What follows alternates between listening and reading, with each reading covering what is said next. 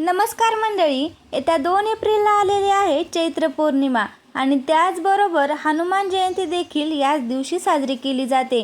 चैत्र पौर्णिमेच्या दिवशी हनुमंतरायाचा जन्म झाला होता। बघा, आपल्या हिंदू धर्मामध्ये चैत्र पौर्णिमेला विशेष महत्त्व दिले जाते, कारण या दिवशी धार्मिक, आध्यात्मिक आणि ऋतू परिवर्तनाशी संबंधित अनेक गोष्टी एकत्र येतात। त्याचबरोबर चैत्र पौर्णिमेच्या दिवशी भगवान श्री विष्णू, चंद्रदेव आणि तसेच देवी लक्ष्मी यांच्या उपासनेसाठी हा दिवस खास मानला जातो। बघा, हा दिवस खूप शुभ मानला जातो, त्यामुळे अनेक लोक या दिवशी पवित्र नदीमध्ये स्नान देखील करतात, दान धर्म करतात। तसेच या दिवशी कुंकुमार्चन, दीपदान, जप तप हे अत्यंत फलदायी ठरतं। बघा, या दिवशी आपण भगवान विष्णू आणि माता लक्ष्मी यांची पूजा केल्याने घरात सुख समृद्धी येते, शांतता येते। हा दिवस धार्मिक दृष्टीने अतिशय महत्त्वाचा असल्यामुळे काही प्रभावी उपाय आणि सेवा सुद्धा केल्या जातात। तर मी आता तुम्हाला आजच्या व्हिडिओमध्ये अत्यंत प्रभावी असा उपाय सांगणार आहे, त्यामुळे व्हिडिओ शेवटपर्यंत पहा आणि आपल्या चॅनलवरती नवीन असाल तर आपल्या चॅनलला सबस्क्राईब करा। आता बघा, हा जो उपाय मी तुम्हाला सांगणार आहे तो उपाय तुम्ही दिवसभरात कधीही करू शकतात। आपल्याला हा उपाय चैत्र पौर्णिमेच्या दिवशी करायचा आहे। बघा, चैत्र पौर्णिमेचा प्रारंभ 1 एप्रिल सकाळी 7:06 सुरू होईल आणि दुसऱ्या दिवशी 2 एप्रिल रोजी सकाळी 7:41 समाप्त होईल। त्यामुळे चैत्र पौर्णिमा आणि हनुमान जयंती आपल्याला 2 एप्रिल रोजी साजरी करायची आहे, कारण उदय तिथीनुसार आपण पौर्णिमा साजरी करत असतो। त्यामुळे आपल्याला चैत्र पौर्णिमा आणि हनुमान जयंती ही 2 एप्रिल रोजी साजरी करायची आहे। तर बघा, चैत्र पौर्णिमेच्या दिवशी चंद्र पूर्ण तेजाने झळकत असतो आणि तो 16 कलांनी परिपूर्ण मानला जातो आणि या दिवशी माता लक्ष्मी ही पृथ्वीवरती भ्रमण करत असते। तिची सेवा, उपासना, उपाय करणाऱ्यांना ती धनधान्य, समृद्धी प्रदान करत असते आणि म्हणूनच या दिवशी प्रभावी असे अनेक उपाय आपण करत असतो। तर बघा मंडळी, आपल्याला चैत्र पौर्णिमेच्या दिवशी आपल्या घरामध्ये एक शुभ चिन्ह काढायचं आहे। बघा, हे शुभ चिन्ह काढल्यामुळे आपल्या घरामध्ये सुख समृद्धी येते, आपल्या घराची भरभराटी होते। आध्यात्मिक अनुभवाच्या आधारे ऋषींनी शुभ प्रकट करण्यासाठी, जीवनात आनंद भरण्यासाठी काही चिन्हे निर्माण केली होती। त्यापैकीच एक चिन्ह आहे ते म्हणजे स्वास्तिक।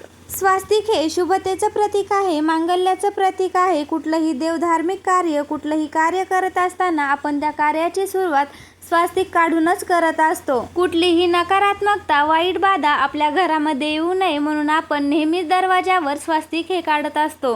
तर बघा, या एका ठिकाणी स्वास्तिक काढले तर माता लक्ष्मी ही आपल्या घरावरती नेहमी प्रसन्न राहते। आपल्या घरामध्ये काही दोष असतात, आपल्याला अनेक अडीअडचणींना सामोरे जावं लागतं। आर्थिक अडचणी असतील, घरामध्ये पैसा येतो पण टिकत नाही, घरामध्ये सतत कटकटी होत असतात, भांडणं होत असतात, घरामध्ये सुख समृद्धी टिकून राहत नाही, त्यामुळे आपल्याला हा उपाय करायचा आहे। तर बघा, पौर्णिमेच्या दिवशी सकाळी लवकर उठायचं आहे, अंघोळीच्या पाण्यामध्ये थोडीशी हळद आणि गंगाजल टाकून तुम्हाला स्नान करायचं आहे। त्यानंतर आपल्या देवघरातील देवाची पूजा करून घ्यायची आहे आणि यानंतर तुम्हाला हा उपाय करायचा आहे। तर आता बघा, तुम्हाला एका वाटीमध्ये थोडंसं कुंकू घ्यायचं आहे आणि त्यामध्ये थोडंसं गंगाजल देखील टाकायचं आहे। जर तुमच्याकडे गंगाजल नसेल तर मग त्यामध्ये थोडंसं पाणी टाका आणि त्या कुंकवाचा गंध तयार करून घ्या आणि आपल्या घराच्या मुख्य दरवाजाच्या मधोमध आपल्याला कुंकवाने स्वास्तिक काढायचं आहे। स्वास्तिक काढताना ते योग्य पद्धतीने काढा, तरच त्याचे फळ तुम्हाला मिळेल। त्यानंतर उंबरट्यावर हळदीचे लेपन करायचे आहे। उजव्या आणि डाव्या बाजूला सुद्धा एक एक स्वास्तिक आपल्याला काढून घ्यायचं आहे।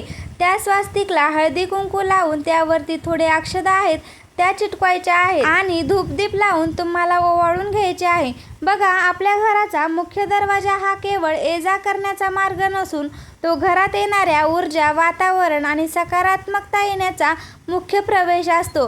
मुख्य प्रवेशद्वारातूनच आपल्या घरात लक्ष्मी येत असते, अलक्ष्मी येते।